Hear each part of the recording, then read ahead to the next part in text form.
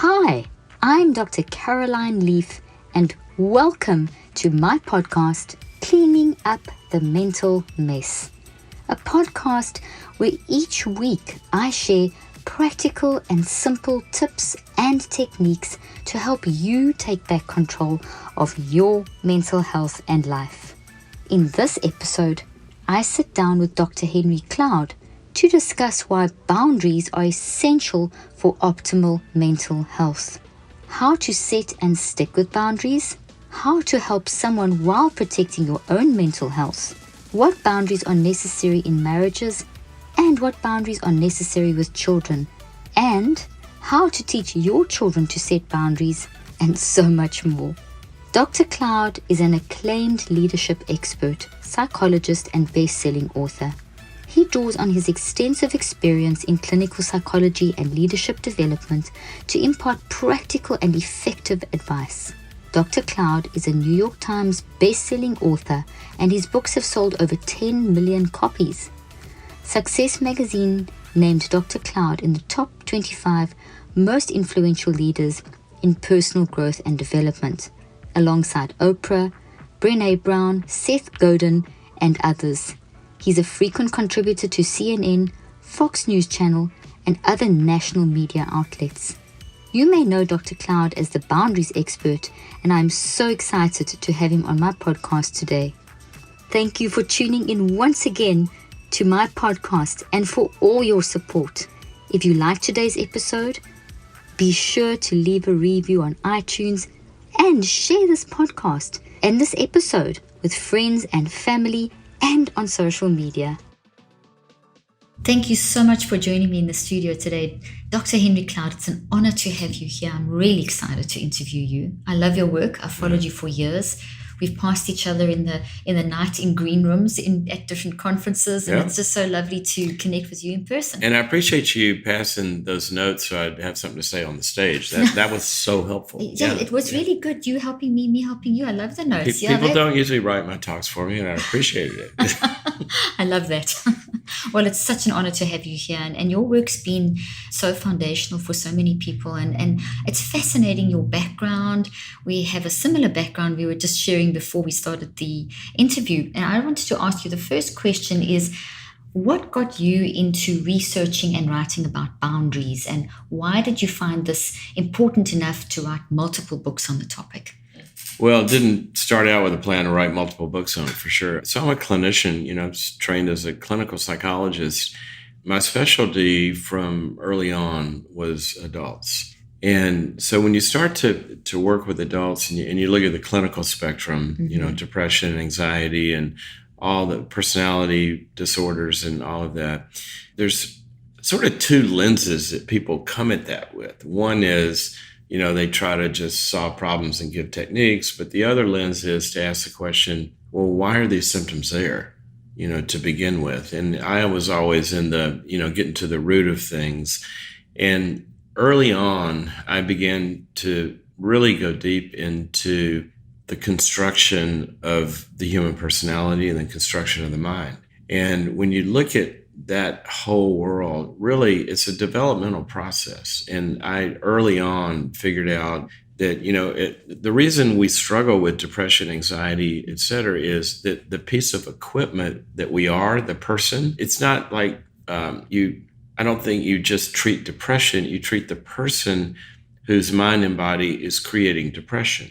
So we're looking at the equipment of how a person is wired. And when you look at that, it just started to totally make sense to me that an adult doesn't show up as an adult. They get there through a developmental process. So good. But things go wrong. And so some people don't have what they need.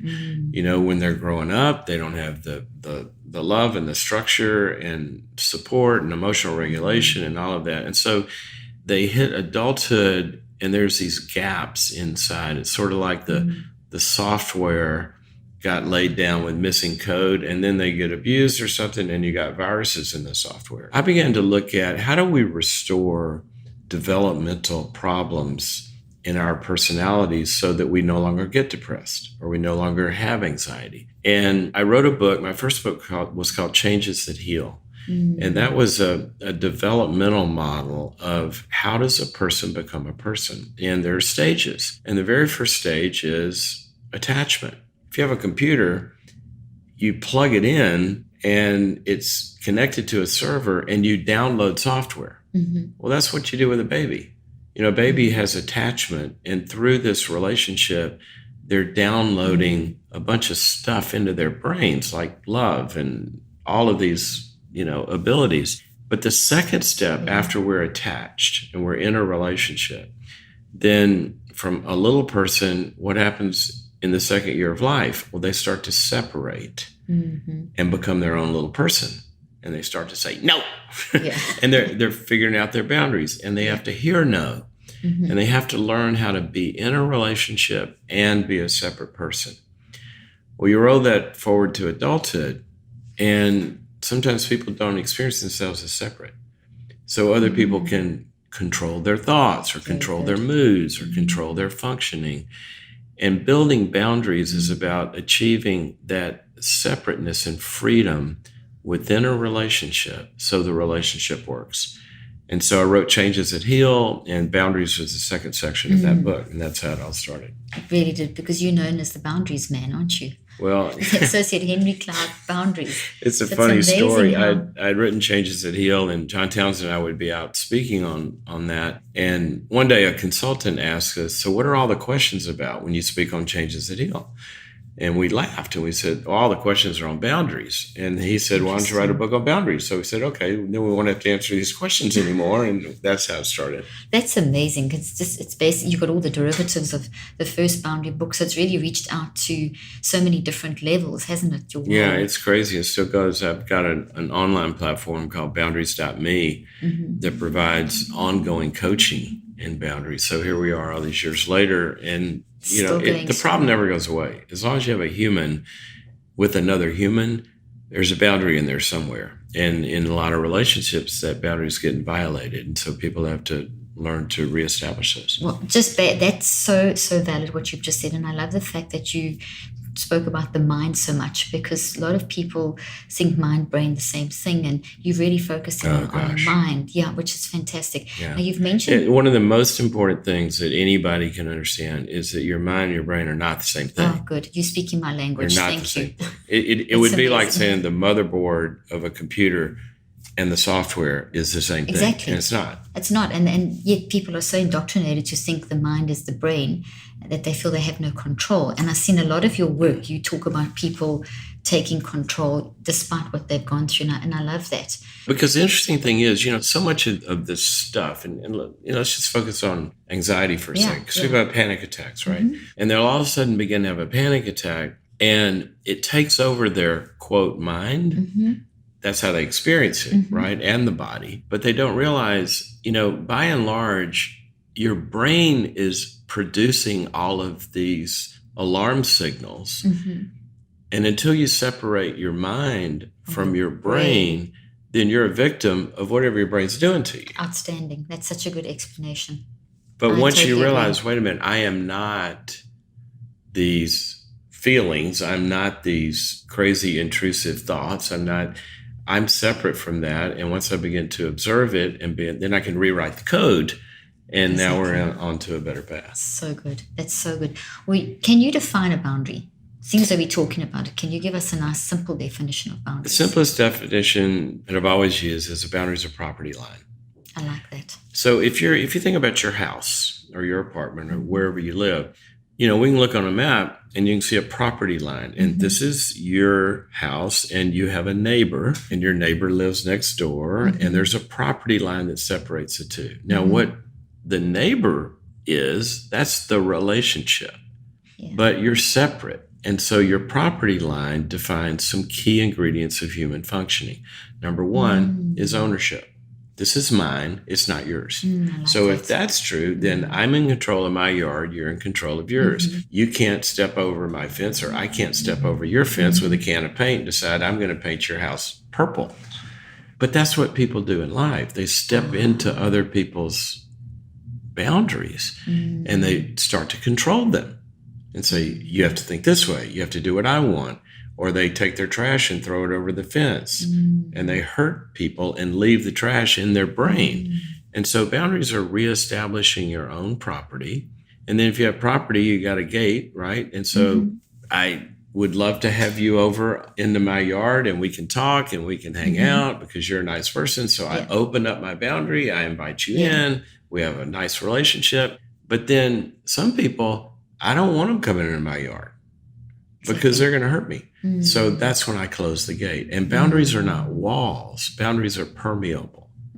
So we open up to good things. We go in and out. I go to your house. You come to mine. That's a relationship. But then if I started to hurt you in some way, you would use the first boundary and say, don't do that. And then if I continued, you'd throw me over the fence, right? Exactly. That's a good way to throw the trash out. You throw the trash out and say, look, you can do that if you want to. You're doing it in my yard, not my head. Exactly. Stay out of my head. Now, that's brilliant. Now, you've got 10 boundaries that you talk about. Or 10 laws. 10 laws. Yeah. Can you briefly walk through those? Just, I know it's a lot, or just pick out one or two. Maybe, you know what? Maybe a few of the simplest and most the foundational, the most powerful one I think that people can give immediate action to, and this comes from the Bible. There's a law called sowing and reaping. I like that. I wanted to ask you about that. And what sowing and reaping says, it's the basic law that makes our lives work. Whatever you sow, that shall you reap. Okay, it's not a moral judgment. It's a law of physics. It can be good or bad. If you get up in the morning and you sow energy and effort and your talents, and you sow those to work, then you will reap some kind of a reward. All right. If you decide, no, I'm going to sleep 3 more weeks, and you sow into that just laziness, then you're going to reap the consequences of that. So it's the way the universe is designed. If I keep my car in the lane, I sow a nice trip. If I sow into the other lane, I'm going to have a wreck. Well, in relationships, what happens is the law of sowing and reaping gets interrupted by something that's commonly called codependency or enabling. So what happens is we're in a relationship. We'll say, I'm sowing to irresponsibility. Okay. Let's say I'm taking heroin or I'm a drunk or I don't take control of my anger and I'm a rageaholic. So I'm sowing that. I should be reaping the consequences of that. But if you're an enabler, then what happens is you enable me to not reap the consequences of that. And you're reaping all the pain. Exactly. So you're bailing me out. I'm not paying my bills. Instead of reaping, no food on my table, you're writing all my checks for me. I'm not responsibly acting in life, but you're reaping the pain. Exactly. Or I'm not taking control of my anger and I'm screaming at you. No one's growing. You're reaping the pain. And so what a boundary does is you come up and say with the law of sowing and reaping, they say, look, I can't stop you from using drugs. I want you to stop. I'll help you stop if you agree to stop, but I can't stop you. But I can stop myself from reaping the consequences of your drug addiction. So that's when you say, I'm no longer going to live with you if you're on heroin, or I'm not going to be around you if you're screaming drunk. So what you've done is you haven't tried to control me. You've taken control of yourself and your property. And you've said, I can't control you, but I can limit my exposure to you. And what that does is a million good things. So good. It gets you out of pain. It stops your dependency on my getting well in order for you to have a nice life. But it also leaves me with the consequences. And that can wake somebody up to get sober or to stop yelling at somebody or to get a job or whatever.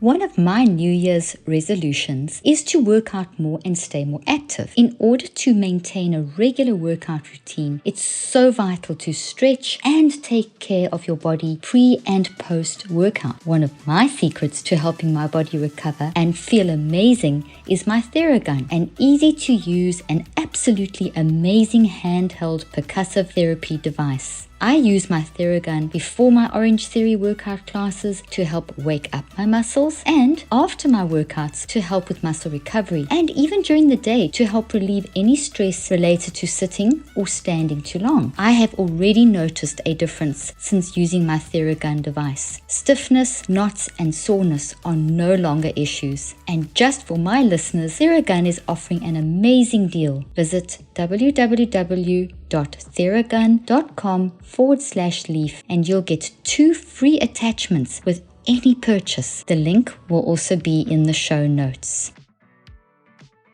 I actually want to read a quote out of Law 10, the Exposure Law. Yeah. That was everything. All of it's fantastic. It was hard to pick a quote, but this just caught my attention. You say, because of these fears, we have to have secret boundaries. We withdraw passively and quietly instead of communicating an honest no to someone we love. We secretly resent instead of telling someone that we are angry about how they have hurt us. Often we will privately endure the pain of someone's irresponsibility instead of telling them how their behavior affects us and other loved ones. Information that would be helpful to their soul. There's a lot more, but I just thought that was such a good summary. Can you talk a little bit around that and Law 10? Yeah, that makes a lot of sense. Are you sure I wrote that? Oh, you wrote that. You did a good job. I gotta try that. Yeah, I think so. Me too. I was thinking the same thing. I really liked that. That really caught my eye. I highlighted so much, but this one just kind of really jumped out at me. Well, in the Boundaries book, there's 10 laws of boundaries, kind of how these things work. And the law of exposure basically says that our boundaries are never meant to be secret. If you walk down the street, you can visibly see where somebody's property line is. There's a fence or there's a sidewalk or whatever. Well, in relationships, there's no real visible line other than our skin. So I can step over your fence, right? Yeah. I can do something hurtful to you. I can be mean to you, or I can do something that's harming you. And if you have a boundary, you'll feel the consequences of that. You might get a headache, or you might get depressed, or you might, begin to lose hope. But that's your internal boundary telling you this is real. All right, but it's secret until you put words to it. That's so good. So once you expose it, the law of exposure says our boundaries are meant to be seen and known until we, in a visible way, give them up. So if you walk in here, I open up my arms, say, come give me a hug, you can see that I'm opening up to you. But sometimes in relationships, somebody's hurting somebody and they're not putting words to their boundaries, or they're not putting consequences to their boundaries, or they're not enforcing them in any way. So they're secret boundaries. But their body and their mind and their soul is experiencing the reality of those consequences. So we're trying to make what is you're walking around with, the pain you're walking around with, to begin to give expression to that. You give expression to it, it can do its work. But not as long as we're not doing anything about it. So you've got to get it out of you. You've got to tell people when they've crossed over that mark and caused that pain. So keeping that resentment, it'll become resentment, and then your whole body suffers. Well, you're the neurobiologist. I mean, what does resentment do to the mind and body? It changes everything. The structures change completely. You just don't function. You embody everything. And then if it does, I always used to tell my patients when I practice and in the work that I do, is if you don't get it out, it's going to go in your body. How about that? Whatever you don't get out is in. It's in, and your body's we've all got genetic flaws, so it's going to hit the genetic flaw that's the weakest. It's like where the drain, where the water runs down the drain, and that's why this appeals to me. Okay, can you say that again so everybody can hear that? It's going to hit the genetic flaw. The flaw in your body, the weakness. So wherever there's a weakness, it's like when you have those floors where they have drains, and the drains, or in your courtyard or something, and there's a drain, and everything is angled towards that drain, so the rainwater will run off into that area. So when we keep resentment inside of us because we haven't exposed our boundaries and we haven't said to someone, that's as far, I need this space, or you've crossed something, if you keep that inside of you, that resentment then is building, it changes all the chemistry, the blood chemistry, changes everything about how you're functioning, embeds inside your brain as a toxic thought, embeds inside your body, every cell of your body, and then wherever there's a genetic flaw, that eventually gets damaged because all this quantum energy that's toxic, which affects the electrical, physical, and chemistry functioning of the body, then hits that weak area. So like the water will all run down to that drain point. That drain point is your weakest area, and that will suffer the most. And it's different in different people. Exactly. So someone, it might be GI symptoms, someone else it might be cardiovascular, or someone else it might be their skin or migraines or their thinking. Or their thing. Their brain starts to go screwy. Yeah. Thinking's always involved because, like you said over there, it's going to people withdraw passively, or so then there's this unspoken, kind of tension between people or whatever. So well, it's interesting, as a clinician in the early years of my practice, one of the things that we were seeing a lot, and I don't know the stats today, I mean, it's for sure still a lot, but I mean, a lot, was I was treating a lot of eating disorders in women and a lot of bulimia and a lot of anorexia. And associated with that, you would see oftentimes a lot of panic attacks. And that's where the brain, the amygdala just goes crazy, right? And it's telling your body something's wrong. And so what people do is they're experiencing all of that alarm system going off in their body. Yeah. Well, your brain's got to make sense of, or your mind's got to make sense of that. So here you are, you're feeling this feeling of dread. And so your brain, your mind both will go, I'm feeling scared. There must be a reason. Oh, the plane is going to crash. I better avoid the plane. And then they don't get on the flight and they calm down for a minute. And what they've done is they've tried to explain why my body is going crazy. What they don't realize a lot of times is whatever this phobia is or this panic, that's your mind's attempt to try to make sense of how you're feeling. I agree. And in reality, what you're feeling is you're walking on the planet with no control of your life. So the alarm system's going crazy.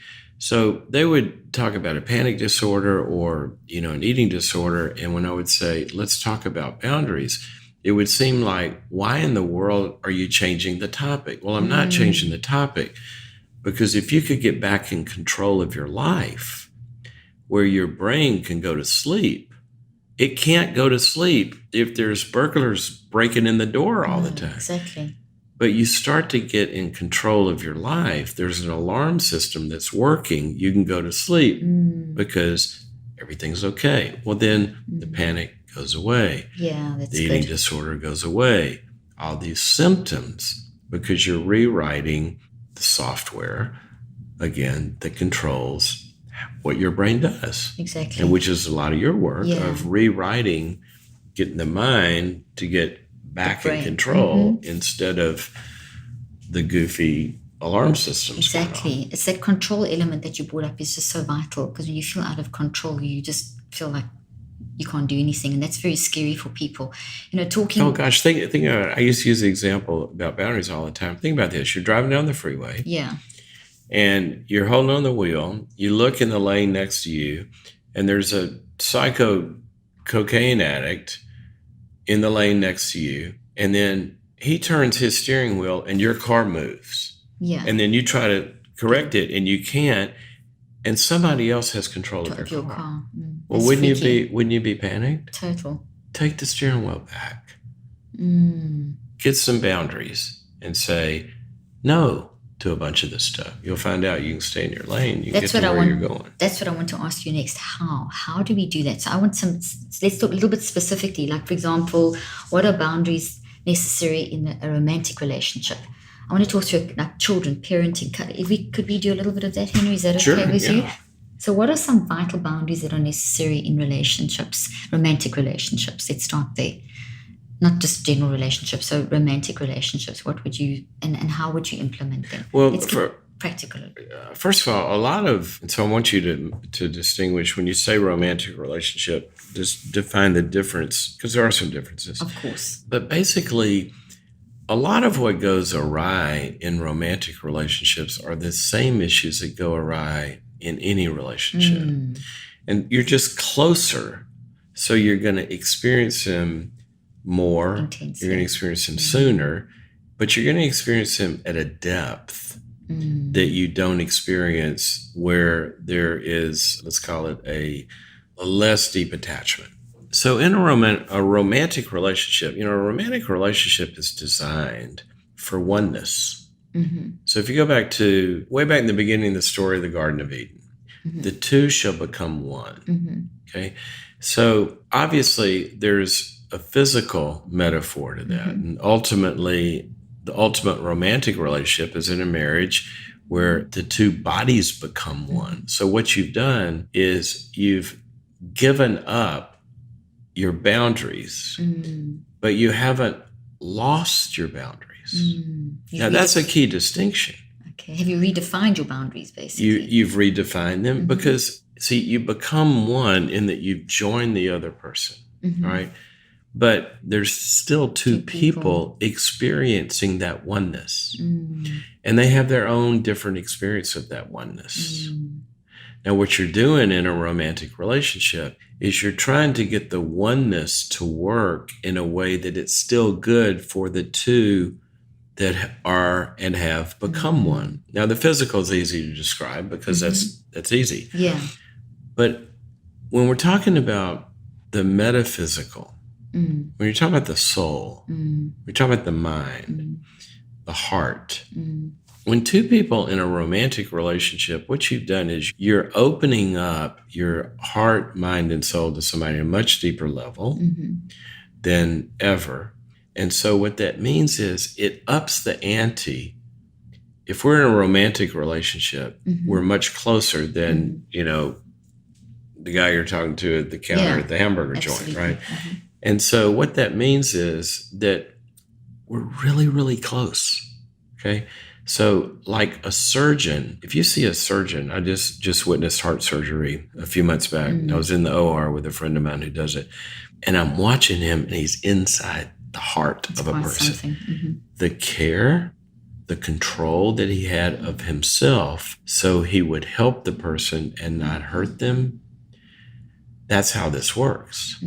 So you get in a romantic relationship, it really, really becomes important for each person to be in control of themselves because they're literally inside the heart of somebody else. That's a good analogy. So you want to control your feelings. If we're in a deep relationship and let's say I'm bugged with you, well, if I'm in control of myself, then I'm going to regulate that and I'm going to say, Caroline, when you said that or you did that, that hurt. And can you do it in a different way? Or can we talk about that? Because in the expression of my feelings, I don't want to infect you with more hurt.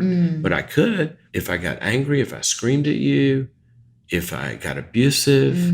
In a romantic relationship, people have to be in control of their feelings and express those well. They have to be in control of their attitudes. 90 bazillion% of how a relationship works comes from your view of the other person. Exactly.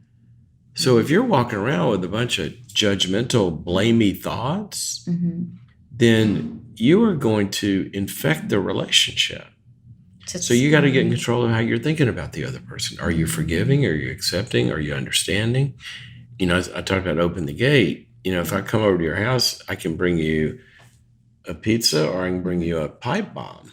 Yeah, exactly. Right? Yeah. So in expressions of things, am I giving you empathy? Am I giving you care? All of those kinds of things that are in normal relationships are intensified in romantic relationships. Good. Yeah. And what we see, especially today, and it goes back, I think, even obviously since the beginning of time, but really in the 60s with the sexual revolution. Rollo May, one of my favorite writers, wrote a book called Love and Will. And I think it was in that book, he said that, referring back to the Garden of Eden, so when Adam and Eve realized that they were, imperfect, they covered themselves with fig leaves, but they covered their private parts, right? Because that's our most vulnerable. In the Bible, the word no, or the word sex is the word no, not N-O, like K-N-O-W. K-N-O-W. Yeah. A lot of the religious people think it's N-O, but, it's K-N-O-W. It means to know someone. Well, that metaphor of we cover the area that symbolizes the the deepest oneness with the person is sexuality. In romantic relationships, like Rollo May said, in modern times, we've taken the fig leaf off of our genitals and put it onto our face. Oh, that's interesting. Think about that. So now you have people giving up their bodies freely, which is supposed to be the most intimate oneness you can have with a person. Giving that up freely, but never being known inside of their soul. And you see these instant hookups that go bad later, because once you start to open up the Christmas package and know what's inside, then the relationship can't make it because people don't have the internal boundaries to sustain it.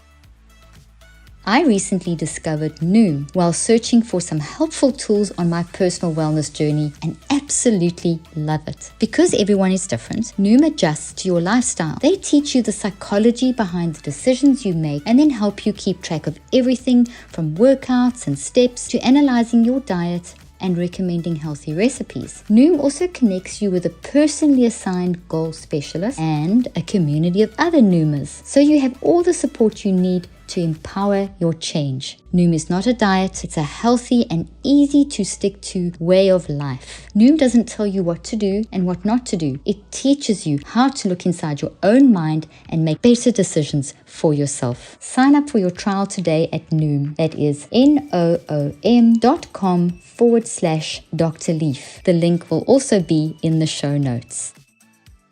And so one of the things in romantic relationships, the ones that work and work well, is that there is a progression of boundaries. And exposure, I would assume the law of exposure is important, that people are really talking about, so important to absolutely how you feel. So, and it's not rocket science. If somebody showed up at your front door that you didn't know, you don't open the door and say, hey, I don't really know you. What's your name? Sam. Okay, Sam. Hey, come on back to my bedroom.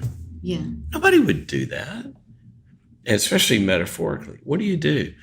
There's a relationship. Well, first of all, you don't even open the door, right? You look through the people and say, who's there? If they show proper identification, then if it's the FedEx guy, what do? Well, you actually step out on the front porch and you close the door behind you and you get to know this person. So after you get to know them a little bit, then you find out, oh, we have some people in common. Then you invite them into the living room. And then you hang out there, and maybe, as the relationship progresses, gradually, you can then get more and more of your heart. But if I'm hearing it's you, progressive. Progressive and authentic and honest and open, and it's speak about it. Don't keep it in. It's get that out and talk and share as time goes on. Because I don't think people talk and share enough, do they, in relationships, which is, I know when I practiced clinically, I found that was a big issue to get people to share. And on that and it's all external now. It's exactly, it's got to be, it's extrinsic versus intrinsic. What about with a parent and a child, parenting, relationship boundaries in that relationship? What are the boundaries in parenting? How do you see that? Don't even get me started. Do we have 3 weeks to talk here? Well, let's try and do that in a few minutes because I want to ask you more questions. See, what could you tell us in terms of how? Because we have a lot of parents that obviously listen in on this show. And how can they bring healthy boundaries into the relationships that they can be the best parents? That's a big question. Can you make a nice, simple how? I'm going to give you the simplest answer. Yes. Stop controlling your kids. Great. I love that Stop answer. Controlling That's really good. your kids. Okay? Your job from day one is to not control your kids and help your kids get in control of themselves. That's so it's good. called self-control. That's very, very good. When my girls, I've got 2 daughters. How old are they now? They're 17 and 19. When they got to be teenagers, I sat them down. I said, okay, girls, you're about to become teenagers. Let me tell you how this is going to work. Okay? You're going to want a lot of freedom and more freedom. And there is nothing I want to give you more. And let me tell you how much I want to give you. I want to give you 100% freedom. Okay. I do not have any desire to control you. I've got better things to do. But in order for that to work, you got to be in control of yourselves. So we're going to have a formula. Okay. And here's how this formula works. It's a mathematical formula. Freedom equals responsibility equals love. And those will always be, as long as I'm your dad. Freedom equals responsibility equals love. And as long as you're here, Those will always be equal. Okay. I'm going to give you 100% freedom if you use that 100% responsibly. And we're going to define responsibly by love. Is it hurting you or anybody else? Then you're fine. If you don't use it responsibly, you're doing something destructive to you or somebody else, then the freedom is going to go down. So they're equal. So real life example. We went on a spring break ski trip. Our family, my oldest daughter, Olivia, was a senior in high school at the time. She invited her friend, Vanessa. So we're coming back from the trip. We get stalled in Salt Lake City Airport. We're sitting there. It's late Sunday night, 7 or 8 before we take off. School day the next day. Olivia says, Dad, can Vanessa... And then she stopped. I said, what? She goes, well, I was going to ask you if Vanessa could spend the night, but I know what you're going to say. I said, what? She said, well, you're going to say no because it's a school night. I said, Olivia, why are you asking me such a stupid question? And she goes, well, what do you mean? I said, why are you asking me if Vanessa can spend the night with you? She goes, well, because it's a school night. I think you probably won't. I go, Olivia, you ought to know how I'm going to answer that question. Yeah, you're going to say no. No, Olivia, how am I going to answer that question? Yeah. And she goes, the formula? I said, the formula. I said, look, I have not had to talk to you about schoolwork since the 4th grade. You're the most responsible person I've ever seen in getting all your schoolwork done. You got a 4.4 average, okay? You have total freedom in that area because you're 100% responsible. Now, my hunch, and I haven't said anything to you since probably the 4th grade, my hunch is if you had a test tomorrow or something and Vanessa spending the night was going to screw you up or it was going to hurt her in some way, you wouldn't be asking me. So why are you asking me these stupid questions? You figure it out. And Vanessa looks at me and goes, can you talk to my parents? But great. The point is, she had to figure it out herself. She had to work it out because and ask those why she's questions. Been responsible. She's so your goal is to give up more and more control. So you're saying to give control helps the person to build their own boundaries. As long as you're holding them responsible for how they use that. Okay? Yep. So very good. If they're able to, you give them a little more than they're able to handle, and then you use those failures as training with consequences. So, you get to play in the yard, but you got to get your homework done before dinner. Well, they don't get the homework done. Well, then I guess you don't play in the yard tomorrow, until you, and they learn. But that's not what parents do. No, they do it for them. Or they do it for them, or they nag them. You need to go get up there. Yeah, I told you. They come back to me and say, you need to get up. If I were king, what I would tweet, I would outlaw the phrase "you need." That's good. Out of parents' mouth, because really Johnny's on the couch watching video games. Mom comes down and says, "You need to get up there and do your homework." Johnny is experiencing no need to do his homework. No, because she's taking his responsibility. Whereas if he doesn't do his homework and has to pay the price the next day, he's learned a lesson. And you know what? Yeah. You'll have a thought that goes through his head. If she says, Johnny, we're going to the basketball game, but the only people that are going are the ones who have done their chores, and I got to do some stuff. Your dad's got to do some stuff. And I'll check in with you at 6. And if you've done your stuff, then you can go. If not, then you're staying here with the babysitter from hell. And so she walks out of the room. Yeah. All of a sudden, Johnny has a thought he's never had before. And that thought is, crap, I need to go get my homework done. See, he needs to do it now. Yeah. As you put the responsibility, he's making the choices, he's controlling his reactions, the control. That's so good. That's excellent. You wrote a book on boundaries for leaders. Can you talk a little bit about this book and share a couple of tips or one tip that really jumps out at you? Yeah, whatever it is you lead. I mean, even if it's a parent leading kids, you got a vision, right? Like a company has a vision. Well, you got a vision. We got to get everybody in the van to school by 8:00. Yeah. Well, you got a vision. Well, then if everybody's late, and you're the one in charge, then it's on your watch. So you're going to get what you tolerate. And so if you're going to get what you tolerate. Yes. Very good. In Boundaries for Leaders, the cover of the book says, you have to realize you are ridiculously in charge. So if you've got a team that's got poor morale or dysfunction, or they're not performing, and you're in charge of it, then you are doing one of two things. You're either creating that problem or you're allowing that problem. Very good. You're either creating or Creating allowing. or allowing. If you're you in have charge. to look at yourself if you're in charge. Yeah. So boundaries for leaders, the leader is in charge, whether it's a team or an entire company.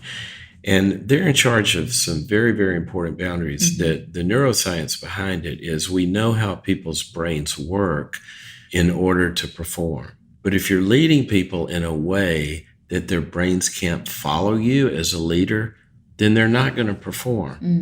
And there's a handful of boundaries that leaders have to execute to make the people's brains work. And the first one is they have to be in charge of the emotional climate of how people, if somebody's getting yelled at and there's fear and all that kind of stuff, toxic work environment, their prefrontal cortex can't work, right? It's being flooded and overcome by fight or flight syndrome and thinking shuts down and all that. You have to make it a safe place. But the second thing is the boundaries of attention. So more and more people at work, they're basically creating ADD companies. Oh, totally. That I agree with you. Yeah. Yeah. And so, if you talk to a neuroscientist, which I'm doing, they'll tell you that this thing called multitasking is a myth. Yeah, you can't totally. do it. Your brain cannot do that. It can only focus on one thing at a time. So boundaries create focus.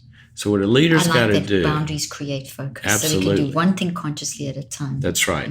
And if a leader knows how the executive functions of the brain work, and when you talk about the executive functions of the brain, what your brain has to do to execute something, then there's three things you have to worry about. Number one, it's got to attend to what is relevant. If you're driving down the road, there's a couple things you got to attend to: the speed, your lane, oncoming traffic. Can't attend to anything else. Somebody starts texting, they lose it. So you've got to attend to what's relevant. A leader's got to keep what's important in front of people at all times, and there can't be more than a couple of things. If everything's important, nothing is. Exactly. Second thing is the brain's got to do is got to inhibit everything that's not important. So you can't go bombing them with 8,000 emails that sound as important as the main thing. So you got to attend to what's relevant. You got to inhibit. And that's a mind decision. You've got to. That's a mind decision. The person has to use their mind to inhibit. That's right. And the leader's got to make it, facilitate structured. The process. So exactly. And then the third thing is something called working memory. So what that means is that the brain has got to keep that in front of it all the time. It's in RAM. It's got to be pulled up. The program's got to be open. So you attend to what's relevant, you inhibit what's not, and you keep it in front of people all the time, and they'll execute. That's really good. I like that. That's fantastic. There's so four or five others in there, but the book's Boundaries for Leaders. Boundaries for Leaders. We'll put that in the show notes as well so people can find that out. Digestion is a big problem for so many people I meet today. And without strong digestion, you'll battle to reach the level of mental health and performance you deserve. A balanced gut microbiome, something the right probiotic can help you achieve, helps turn the food you eat into nutrients your brain can use. While there are countless probiotics out there, there's one from a company called Optimizers that I have found to be especially impressive. It's called P3-OM. P3-OM helps with protein digestion, which then helps deliver more essential amino acids and other nutrients to your brain, and help with neurotransmitters that boost your mood and mental health. You can get a free bottle of P3-OM shipped out today by going to www.p-3-o.m.com/leaffree and use the coupon LEAFFREE-P3OM. The link will be in the show notes. Henry, what about people that respond negatively to you exposing your boundaries? The law team. How do you deal with people that fight that or get angry or whatever? Well, first of all, you've got to make a shift. I remember I was doing a seminar one night and the lady said, well, what do you do with a controlling person? If you're in a relationship with a controlling person? That's a question I get asked often. I said, you convert them. Now, we happened to be in a church at the seminar. She goes, well, they have no interest in my... I said, I didn't say anything about converting them to God. You convert them from being a controlling person to a frustrated person. Oh, that's so good. She said, what do you mean? I said, oh, hear me on this. There is no such thing as a controlling person. Oh, so your perception's wrong. As soon as I say no to a controlling person, they're not in control of me. But now they've turned into a frustrated person because they can't get what they want. So as long as you're giving in, you can say, they're controlling me. Well, you're allowing it. You're allowing it. You're allowing it. You're always in control. I mean, unless somebody's physically tying you hostage or something. But as soon as you say no, then that's going to diagnose what kind of person am I dealing with. If you're dealing with somebody that's loving, they respect your no. Move back, yeah. Yeah, if I stepped on your toe, we're sitting here, in this interview, if I stepped on your toe and said, oh, that hurt, don't do that. I'd say, oh my gosh, Caroline, I'm sorry. Yeah, exactly. I'm sorry. I would take control of my behavior that's hurting you, and I wouldn't do that anymore. But if I'm what the Bible calls a fool, then I can't stand correction, or I can't stand the limit. And you say, you stepped on my toe. What would I do immediately if I'm a fool? Well, that's because you stuck it out in front of me. That's because you have big feet. That's because you're always getting them. And I would start blaming you. And so you are going to run into people that don't like limits. And what do? You empathize and you hold the limit. Good. I like that. So if I say no and you get mad or you try to manipulate me, let's role play it. Okay, so you ask me something and I'm going to say no to it. Why did you stand on my toe? Well, that's a why question. Oh, that's true. No, you're the controlling person. Okay. So you're going to ask me to do something and I'm going to say no. Can you go pick up this for me and go and do all my errands today? Oh, no, I'm sorry. I can't do it. Why? I'm busy. I need you to do it. I'm sorry. That's really, I got stuff to do and I can't do it. But I've also got stuff to do. Why aren't you doing it for me? Mine's more important than yours. I'm sorry. I said no. What is it about that? I do so much for you. Why won't you? I know, and I really appreciate those things. I'm sorry I can't do it. I know that's frustrating to you, but I can't do that. And that person can go away and deal with their stuff and do it themselves. Yeah. See, what you're asking me to do is you're asking me to have to justify so that you can overcome my argument. Very good. And I'm not going to, no is a complete sentence. So no is a complete sentence. So I don't have to justify it. Now, in most of the time we do say, gosh, I'm sorry. I'd love to, but I got another meeting. Yeah. Well, that's fine. But if they're trying to wear you down and you just stop, say, you know what? I said no. I'm really sorry that's frustrating to you. I understand why it would be frustrating, but I'm not going to choose to do that. Good. You reset the limit, but you empathize instead of justifying. That's so I'm good. sorry that's so frustrating. You reset the limit and you empathize instead of justify. Yeah. You know that will free so many people. Yeah, you're done. Just that alone. Keep going. So now, so you got to the point where... No, just keep going. I say, no, I can't do it. Okay, so what do you expect me to do now? No, I don't know. It leaves you with a kind of a dilemma, doesn't it? It does. That's hard. I'm probably going to have to see if I can do this myself. I'm sorry. That's hard. So good. It sounds like you're really busy today. I'm really busy. It would really help you if I would abandon my life and make myself miserable and get migraines for 3 weeks and not be able to function. And I'm kidding. And that's what that person wants you to do, but it's literally. So they put, there's the term we have in South Africa for that kind of thing is where someone tries to put the gorilla on your back. Don't take someone else's gorilla. So you go to a point and then you've got, and that's, if I'm hearing you correctly, that's what you're saying. But that's a mind decision and it's a choice decision. You've got to know yourself. You've got to know your identity in order to set your boundaries. That's a key point. A lot of people, it's like a fish doesn't know it's wet. One of my favorite verses in the Bible is out of the book of Hebrews, and it says that solid food is for the mature. Now think about this. Babies, you don't give them solid food. Well, solid food, adult life, like relationships, for example, marriage, careers, all that. That's for mature people. We try to grow up kids to be mature. And here's what it says, solid food. So look, close relationships are for the mature. And then the verse says this, who through practice have had their senses trained to discern good from evil. So if you start manipulating me and I'm in touch with myself, a little button goes off inside of me. Very good. You know it. You can sense that feeling. Well, as a neuroscientist, this goes all the way down your spine. Oh, yeah, absolutely. It'll start to tell you. Yeah. And I sense that and I start to feel uncomfortable. And I say, you know what? I don't really feel comfortable with that. I don't want to do that. But a lot of people in their growing up years, or they've been gaslighted, for example, in their growing up years, somebody will hurt them and they'll say something and the other person will say, what? Well, it doesn't hurt. That's not a big deal. I didn't really do anything. Undervaluing the experience. They're invalidating and talking them out of their senses. So they've lost touch with what actually hurts them. And they've normalized it. So part of boundaries recovery in adulthood is you got to get back in touch with your feelings. That's really good. So you know when something hurts because you've been talked out. But you haven't suppressed it or been talked out of it. That's right. So you mentioned the word gaslighting. Can you quickly define and just talk for a minute or so about that? Well, it's a popular term now. It's an old term, actually. But basically you get talked out of your mind.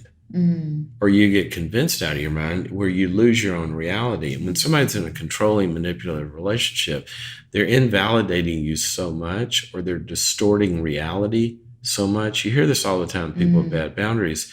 Somebody does something to them and they'll say, well, I know it's my fault. I should have. Because they've been convinced in this relationship that they're the bad guy. They're the perpetrator. No, they're not. They're the victim. And until they give a voice to that, then gaslighting is when somebody invalidates you. They start to make you feel like you're the sick one, you're the crazy one. You see a lot of times people say, am I crazy or what? They're really asking a question. Yeah, they're confused. This other person's confused them. Now they have control of them. If you confuse somebody, you've got control over them. That's very good. If you've confused someone or you've been confused by someone, you're controlling or you're letting someone control you. What about narcissism? That's also something that's just, I don't like labels. I think labels lock them in, but it describes symptoms. Well, it describes behaviors, Yeah, behaviors. And how would you describe a person? What would you say about narcissism? Well, narcissism is, the simplest definition is it's self-love, right? But some people have turned it into an art form. I mean, we all have to have good feelings about ourselves so we can function. Yeah. But ultimately, narcissism is, in its malignant form, it's about something called egocentricity, where I am the center of the universe. Well, if I'm the center of the universe, then you live in my orbit. And I control you and you do everything for me. Well, no. If I'm the center, if I'm the narcissist. Yes, everyone does everything for you. Then you exist for me. Just like the planets revolve around the sun. Well, a narcissist wants everything to revolve around them. So they're always using every relationship to manipulate people to either make them feel good or worship them or idealize them or give them all their time and energy and this and the other. And the person starts to become invisible because they're not a person unto themselves in that relationship. So what is the advice you give someone who's in a relationship with people that are acting like a narcissist? Well, exhibiting those I did a lot of sections, and if you go to boundaries.me, I've got a lot of even, telling you how to talk to them stuff. Yeah, so you've done a lot of good stuff. The very first thing is back to what we said, if you're in a relationship, a good relationship is mutual. So what that means is there's enough space in the relationship for two people's needs to get met, for two people to be appreciated, for two people to be given to. Somebody's giving, there's this flow, right? Well, in a narcissistic relationship, what happens is you begin to feel like the mutuality is missing. That makes sense. And so you start to feel invisible, like they don't listen to you, or you give and you never get anything in return. And not that we give to get, but in any good relationship, I pet my dog and she licks me. Exactly. Right? There's a response. There's some kind of response. Yeah. And you start to feel like this is one-sided. And so the first step is getting in touch with that feeling. Acknowledging that you feel that this is one-sided. You feel that. And then you got to start to put some words to that. Express it. Okay. Get best not done in some big moment, best done when it's not happening. Say, I want to talk a little bit about how we relate. And I know you love me, and I know our relationship is our relationship's important to me. It is to you. But a lot of times I find that, we're mostly doing what you want to do. And I need some time for us to do some things I want to do too. Or we're mostly talking about what's going on in your life. And I just need to ask, are you interested in what I'm feeling or Very what I good. want? Or so you just have a conversation. And then from And if there, they don't respond, we do like the role play earlier on. You've actually got to then almost move on and a lot of times they'll kind of revert it immediately back to them and just say, well, hold on a second. Right now we're talking about me. We can talk about you later, but right now, and try to keep it focused and see if they can get it. Ultimately, like you get in a marriage or something, a tough relationship with a narcissist, generally, I would say almost all the time, what it's going to require is a third party. And that's where going to a good counselor, and they can really begin to, because it's sort of like dialysis, the toxic stuff runs through the therapist and they can get it in a way said that maybe they can hear. Hopefully. In a different way. Yeah, that's a really good thing. Okay, we've got to wrap this up soon. Gosh, Henry, there's so much I want to ask you still, but what is something that keeps you up at night and something that gets you up every morning? Something that keeps me up at night and something that gets me up every morning. Well, I can wake up in the night for two reasons. One is stress. Mm-hmm. Okay. And it's generally, I'm by and large a pretty good sleeper, but generally it's because I haven't given my brain and my mind the time it needs to process something. Very good. I love that. Because your brain's going to try to finish something. It's going to complete a loop. And your mind. Mm-hmm. And so if I'm overwhelmed, by definition, meaning I've got more going on than I'm giving adequate time to process, it's going to wake me up and say, will you listen to me now? You're not listening to me in the daytime. And that problem's going to come back. I really like that you haven't processed adequately. I got to process it. And so, like, I'll give you an example. In the last year, a lot of things are changing and just a lot of stuff in my business world. And I was, I'm looking at plans and strategies and spreadsheets around the clock and all this kind of stuff and reorganizing things. And I started waking up and I realized, you know what? I've been working on this stuff, but I'm not giving any time to observe and sit down and get above it and process it. So I had to partition out not working time, but thinking about it all and talking it out with a trusted advisor or two. And I've got to do that long before I go to sleep so it can calm down. If I do it right before I go to bed, boom, I'm going to wake up. What gets me up in the morning? Well, first of all, and I laugh when I say this, but my family, I'm going to wake up to hilarious, crazy people. And I love that. And so I think for me, life, under God it's about love and work.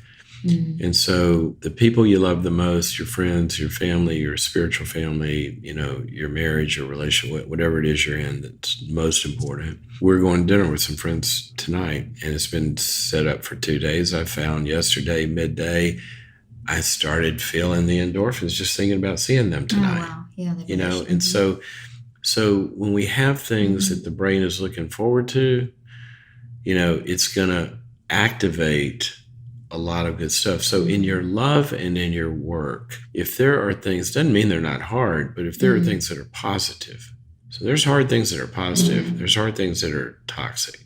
So if you got stuff going on that you're looking forward to, you're not going to have trouble getting out of bed. Oh, I love that. That's incredible.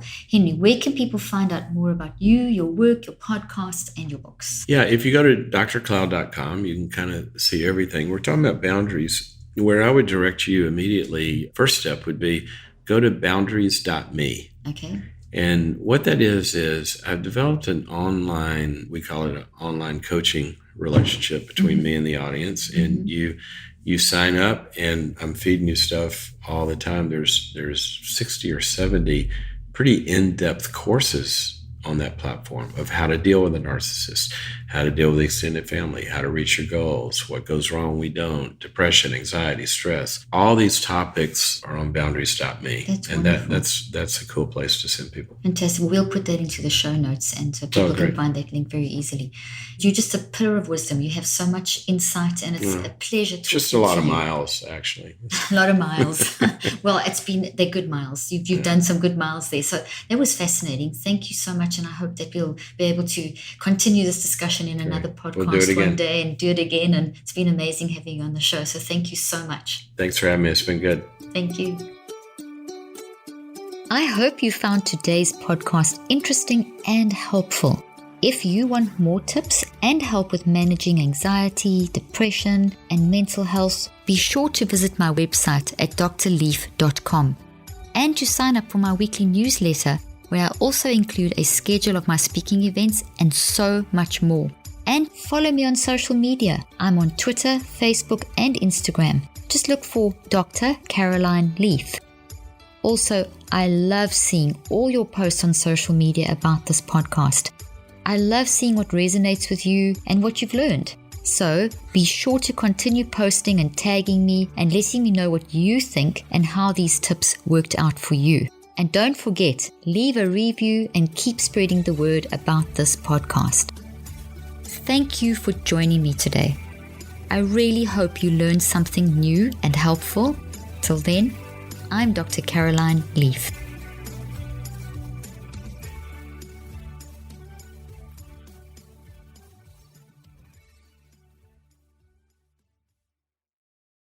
This podcast represents the opinions of myself and my guests. The content here should not be taken as medical advice. The content here is for educational and informational purposes only. Please consult your healthcare professional for any individual medical questions you may have. While we make every effort to ensure that the information we are sharing is accurate, we welcome any comments, suggestions, or corrections of errors.